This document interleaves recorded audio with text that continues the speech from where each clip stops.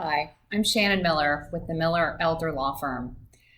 And I want to talk today about the difference between a will or a trust, and why some people might want a will-based plan and some people might want a trust-based plan. And I get this question a lot.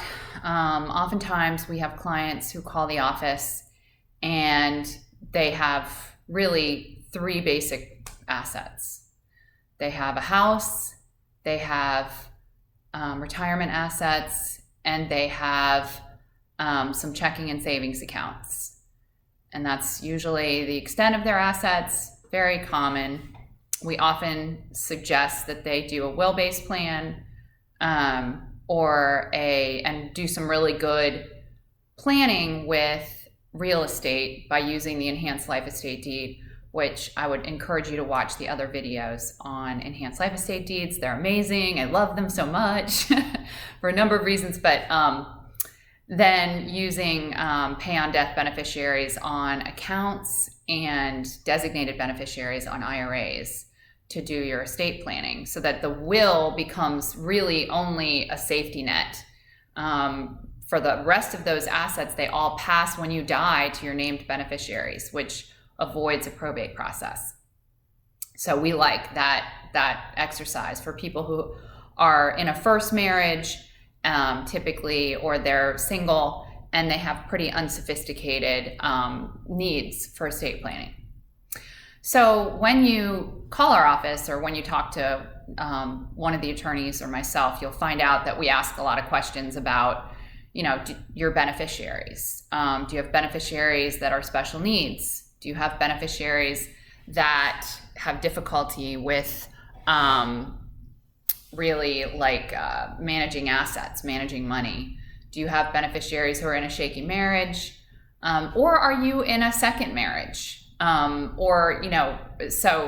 do you have people that are in two different families? You may not be in a second marriage, but you may have, some unique family situations, non-traditional is what I mean. In those cases, a trust-based plan may be something that you want to consider.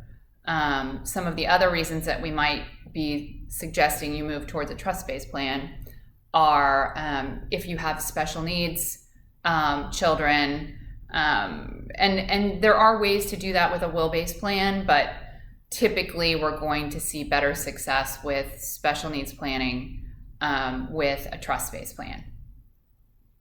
In addition, if you have real property that's owned out of state, we want to avoid having to probate here in Florida and to probate in another state. So that might be another reason that we want to do trust-based planning.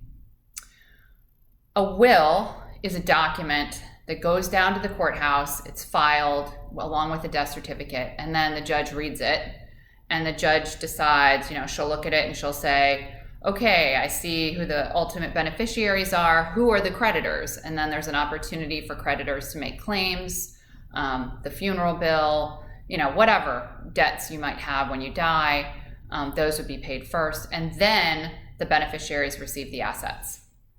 And that's basically what a will is. And that's a probate process. And it can be quite lengthy. Some probates we've had have taken years because there's litigation that happens during the process.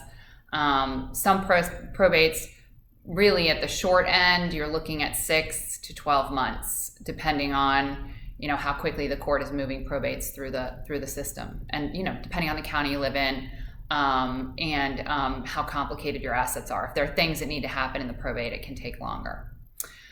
Okay, so what is a trust then? A trust is actually a set of instructions. So the two main instructions that come into play with a trust are, number one, when you become incapacitated. So if this committee, we usually have a committee that makes the determination as to whether or not you're incapacitated. If they say you are, and it can either be by majority or by unanimous agreement, and that's up to you to decide in your trust how you want that to go. That can be, that's what's going to put in play a successor trustee stepping in to serve as your trustee. So that's step one. Incapacity, then what happens to your assets? Well, a successor trustee would step in, and then you get to decide, I want my assets to be used for me, for my spouse, for my children maybe. It's up to you, but that's what would happen as step one. Step two is what happens when I die. And that really is an important,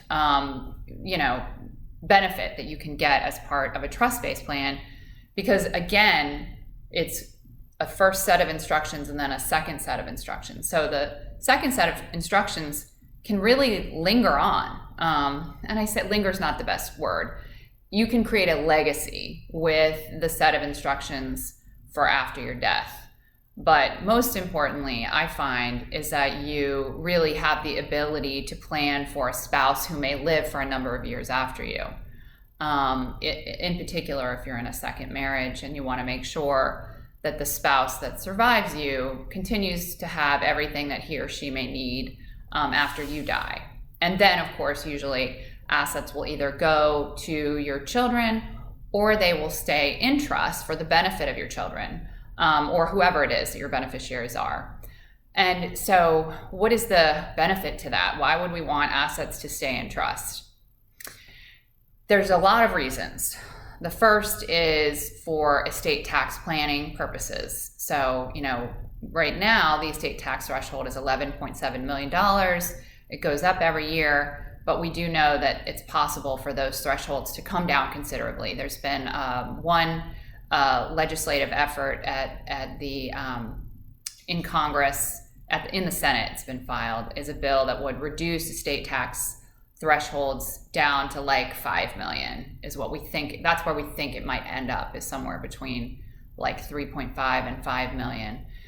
And remember what that might include. Life insurance, anything that's on your life, even if it goes to someone else, that would be included in the calculation.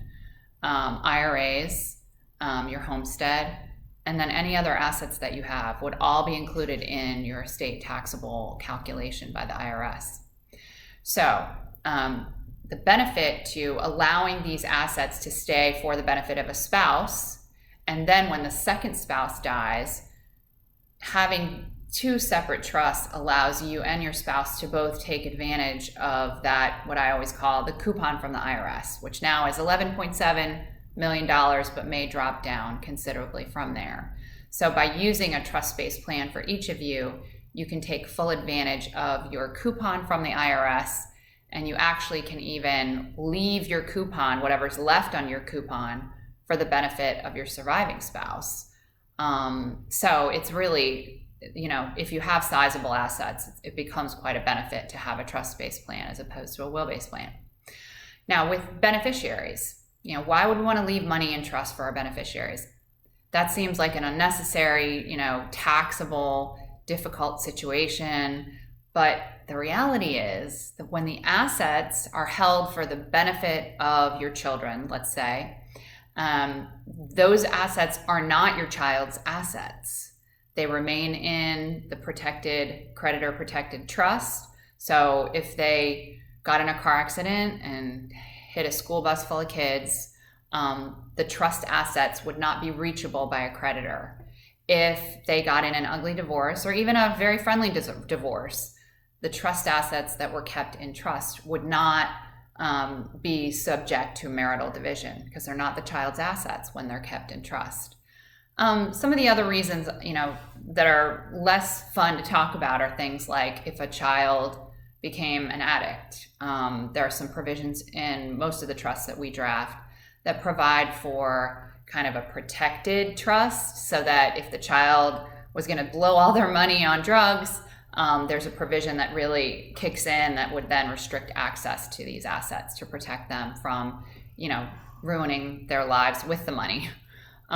So there's a lot of little niche-y things that you can do with a trust-based plan. One other thing I want to talk about that's beautiful in a trust-based plan is a required prenup for the surviving spouse. So whoever survived, you can actually have them, if they were going to get remarried, you could require them to have the new spouse sign a prenup agreement in order for them to access the trust that you've created for their benefit.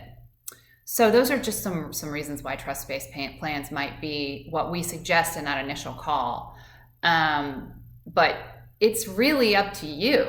You know, we give you all these options for what you want, what you may consider as far as options go. But in the end, you know, some people come in and they have sophisticated assets, or they don't want to start out with a trust-based plan. We don't care. We just want you to have a plan, because that's so important. Without a plan, you're really subjected to the rules of what are called intestacy, which means that the legislature gets to decide how your assets are given away. So that's a little bit about why we elect will versus trust. We make suggestions, and we're here to talk to you more. I'm Shannon Miller with the Miller Elder Law Firm. Thank you.